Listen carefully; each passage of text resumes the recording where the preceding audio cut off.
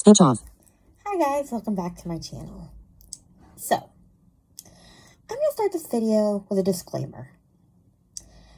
I'm very sorry if I ever put in your YouTube comments that people who constantly excuse the number of books that they buy annoy me. Because yes, that has always been one of my pet peeves. It is so annoying when people apologize in book hauls repeatedly for the amount of books they have bought. How I feel about it is, I don't care how much you bought. It's your money. All I want to know is what you bought so that I consider buying it myself. However, I'm about to reveal everything I bought in the Audible sale, and I now proceed to feel the same shame, or at least slight embarrassment, that all these booktubers feel when they do these gazillion apologies on their book hauls. So now, solidarity. I can at least sympathize. So if I ever offended you in any way, I apologize profusely. Now, on with the show. What did I buy in the Audible sale? A lot. Although in my defense, a lot of it was series. This is when I decided to take advantage of the fact that Audible books were cheap and complete series that I wanted or buy series that I wanted. So, I bought the rest of the Three Pines series by Louise Penny. I've been collecting them slowly over the past 6 months. I had about 6 left to buy, I think. So I bought those. And then I saw that the Sweet Magnolia series by Cheryl Woods books were cheap, so I bought those. They're like romances. I think they're from South Carolina, and yeah. Some of them I like, some of them I don't, but they're part of a series, so I have to get through the ones I don't necessarily love to get to the ones I do love. I already had the first 4 because there was a sale, so I bought those years ago. And I had the rest on my wish list for years, and then I saw that they were cheap, so I bought them. So, I got those. And then I bought the Face on the Milk Carton books by Caroline B. Cooney. I talked about these in my last What I Added to Goodreads video, but I've just found out that there was a new one in the series. These books are written in the 90s, and then I guess Caroline B. Cooney decided to add another book to the series. So I'm just going to read the description in case any of you mystery and thriller lovers want to get into these. These are YA, but I was obsessed, and I'm going to reread them all so that I can read the new one. So here's the description for The Face on the Milk Carton. The face on the milk carton looks like an ordinary little girl. Heron-type pigtails, a dress with a narrow white collar, a 3-year-old who was kidnapped more than 12 years ago from a shopping mall in New Jersey. As 15-year-old Janie Johnson stares at the milk carton, she feels overcome with shock. She knows that little girl is she. But how could it be true? Janie can't believe that her loving parents kidnapped her until she begins to piece together clues that don't make sense. Why are there no pictures of Janie before she was 4? Her parents have always said they didn't have a camera. Now that explanation seems feeble. Something is terribly wrong, and Janie is afraid to find out what happened more than 12 years ago. I'm telling you, when I read these as a kid, I was obsessed, and book 4 ended in a way that really did not satisfy me. So I am really happy that she came back with a book 20 years later, because I didn't know how this ends, but I need to reread them because I haven't read them in probably 2 decades. So then I went on a Nicole Dees kick, and I got All That Really Matters by Nicole Dees and the sequel, All That It Takes. I actually got them in reverse order. I saw All That It Takes first, and then I realized that there was another one. I guess it was a series. So All That Really Matters by Nicole Dees. I'll read the description for this one, but yeah. Molly McKenzie's bright personality and on-trend fashion and beauty advice have earned her an impressive social media following, as well as a big paycheck each month. When her manager-turned-boyfriend says she has an audition to appear as a host on a makeover show that nominates underprivileged youth, her dream of further fame seems to be coming true. There's just one catch. She has little experience interacting with people in need. When her manager boyfriend convinces her to partner with a local organization, she begins volunteering with the Summer Youth Program. The program's director, Silas Whitaker, challenges her at every turn, but she swiftly grows more attached to the kids and him every day. As Molly experiences an acceptance unlike anything she's known, she wrestles with the lies she's been believing about herself for years. She thought she knew what mattered most in life, but maybe she's had it wrong this whole time. And there's more to being truly seen than what she's built her entire life on. So yeah, that's the first one in the series. And then there's All That It Takes by Nicole Dees. And then I watched Katie from Paperbacks and Ponytails video about summer books. And I decided to get The Words We Lost by Nicole Dees. I'm not sure if I should count this one as a book that I got in the sale, because I used a credit instead of paying for it, because that one was way more expensive even on sale, so I went with a credit. But whatever. I'm going to read the description. 3 friends, 2 broken promises, 1 missing manuscript. As a senior acquisitions editor for Fog Harbor Books in San Francisco, Ingrid Erickson has rejected many a manuscript for lack of defined conflict and dramatic irony, 2 elements her current life possesses in spades. In the months following the death of her childhood best friend and international best-selling author Cecilia Campbell, Ingrid has not only lost her ability to escape into fiction due to a rare trauma response, but she's also desperate to find the closure she's convinced will come with Celia's missing final manuscript. After Ingrid jeopardizes her career, she fears her future will remain irrevocably broken. But then Joel Campbell, the man who shattered her belief in happiness in happily ever afters, offers her a sealed envelope from his late cousin Cecilia, asking Joel and Ingrid to put their differences aside and retrieve a mysterious package in their local Washington hometown. Honoring Celia's last request will challenge their convictions and test their loyalties. But through it all, will Ingrid and Joel be brave enough to uncover a twice-in-a-lifetime love? This could go either way for me, because, I need to see what happened between them before I decide I like this guy. We'll see. Because I'm a grudge holder, so it's possible it's a no, but we'll see. Then I remembered that I wanted to own some of the Logan Family Saga by Mildred D. Taylor, and they were cheap as well. So I got Roll of Thunder, Hear My Cry, Let the Circle Be Unbroken, and The Road to Memphis. I already had the newest one because I got it when it came out a couple of years ago. And I always meant to buy the older ones to own them so that I could read them all. The rest of them in the series are pretty much little novellas, so I didn't bother to get those. I just got the full-length novels. But yeah, I got those. And then I got Did You Hear About Kitty Carr by Crystal Smith Paul? I heard about this one through The Book Gang. It sounded really interesting. The Book Gang podcast. A multi-generational saga that traverses the glamorous of old Hollywood and the seductive draw of modern-day showbiz. When Kitty Carr Tate, a white icon of the silver screen, dies and bequeaths her multi-million-dollar estate to the St. John sisters, 3 young, wealthy black women, it prompts questions. Lots of questions. A celebrity in her own right, Elise St. John would rather focus on sorting out Kitty's affairs than deal with the press. But what she discovers in one of Kitty's journals rocks her world harder than any other brewing scandal could.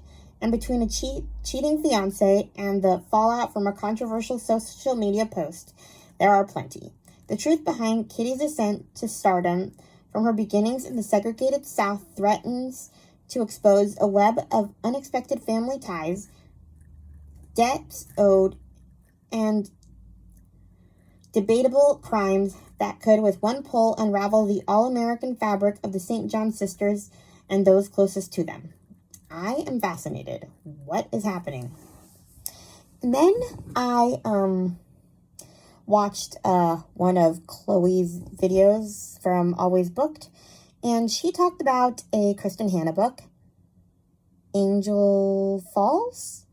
But I decided not to get that one because I didn't like the narrator on Audible.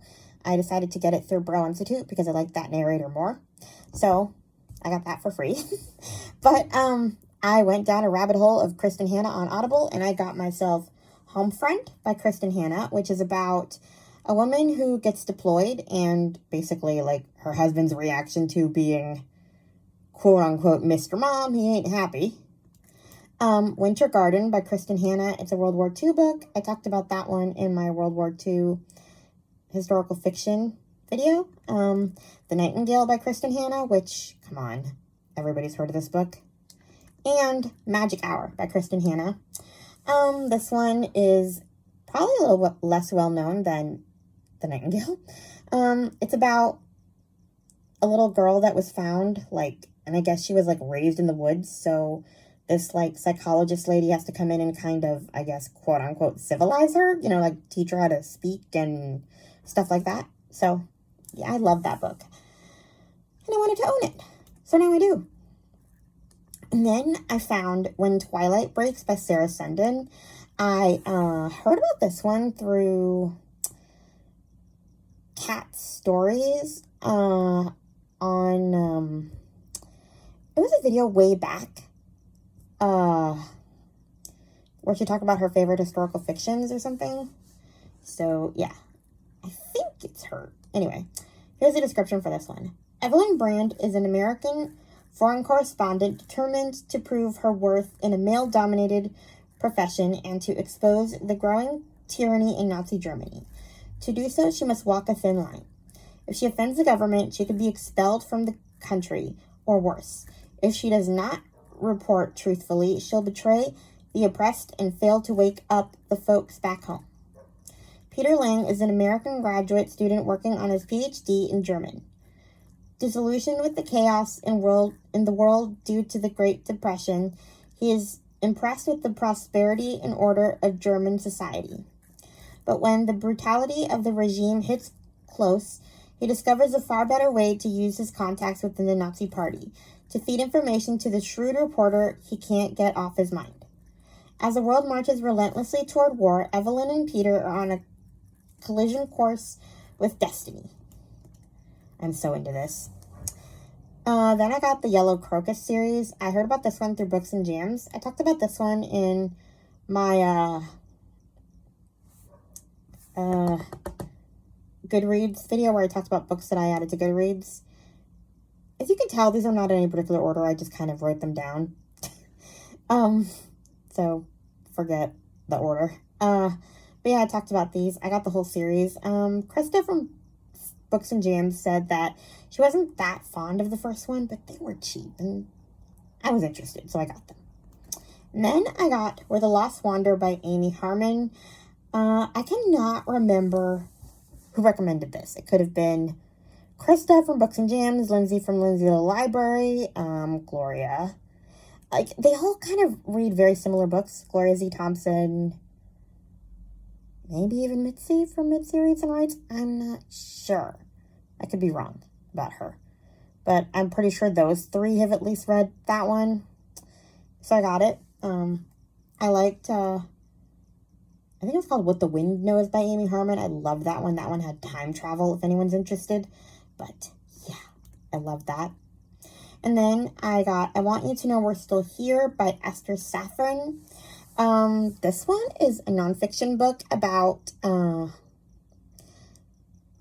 I guess this woman finds out that she had, she always knew that she had family that didn't make it through the Holocaust. Both of her parents were Holocaust survivors, so they both lost family, but she found out, I guess her mom kind of let it slip who her father lost. I guess he lost a wife and a daughter or something. So I guess she's going on a kind of a quest to find out more about her family. So it's interesting. It's nonfiction, so I've been wanting it for a while, so I got it. And then I got Other People's Marriages by Carrie Fisher. I talked about that one in my last Goodreads video, so I won't repeat the description. And then I got some Amish trilogies. One of my new favorite Amish fiction authors is Cindy Woodsmall. So if Lizzie Fay or the Bookish Knitter are interested, you should check her out because she's great. But I got two different trilogies. I got The Ties That Bind, which is, I got the Amish of Summer Grove books. The first one's called The Ties That Bind, so I can read the description for that one. Ariana's Comfortable Old I can't speak. I'm tired. Ariana's comfortable old order Amish world is about to unravel. Will holding tightly to the cords of family keep them together or simply tear them apart? 20-year-old Ariana Brennan loves her family and the old ways. She has two aspirations: open a cafe in historic Summer Grove to help support her family's ever-expanding brood, and to keep any other Amish from being lured into the English life by Quill Schlabach. 5 years ago, Quill, along with her dear friend Frida, ran off together, and Ariana still carries the wounds of that betrayal. When she unexpectedly encounters him, she soon realizes he has plans to help someone else she loves leave the Amish. Despite how things look, Quill's goal has always been to protect Ariana from anything that may hurt her, including the reasons he left. After returning to Summer Grove on another matter, he unearths secrets about Ariana and her family that she is unaware of. His love and loyalty to her beckons him to try to win her trust and help her find a way to buy the cafe, because when she learns the truth that connects her and a stranger named Skylar Nash, Quill knows it may upend her life forever. So yeah, there's 3 books in that trilogy, and then I got the Sisters of the Quilt trilogy. The first one's called When the Heart Cries. When Hannah dares to love across the boundaries of tradition, will she lose everything? Despite being raised in a traditional old order Amish family, 17-year-old Hannah Lapp desires to break with custom, forego baptism into the faith, and marry outside the cloistered community. She's been in love with Mennonite Paul Waddell for 3 years, and before returning to college for his senior year, Paul asks Hannah to be his wife. Hannah accepts, aware that her marriage will change her relationship with her family forever. On the evening of their engagement, tragedy strikes, and in one unwelcome encounter, all that Hannah has known and believed is destroyed. As she finds herself entangled in questions that the old ways of her people cannot answer, Hannah faces the possibility of losing her place in her family, in her community, and in the heart of the man she loves. So yeah, I am most interested in that series. I'll probably start that one now. I need to know how this turns out. And that is everything that I bought in the Audible sale. And it is 10:58 with an hour to spare for the sale to end. It ends at midnight. Not that I'm going to be buying anymore. Yes, I know. I have a problem, a big problem, and I will hopefully not be buying any more books because I've never bought this much in my life, and I've done this sale like 3 times already since I got Audible. I've never been this out of control, but, well, like I said, in my defense, most of it was series. And you should get those while they're cheap. Anyway, yeah. Please like, comment, and subscribe, and I'll talk to you guys in my next video. Bye. Speech on. Stop. Long face centered. Stop recording video.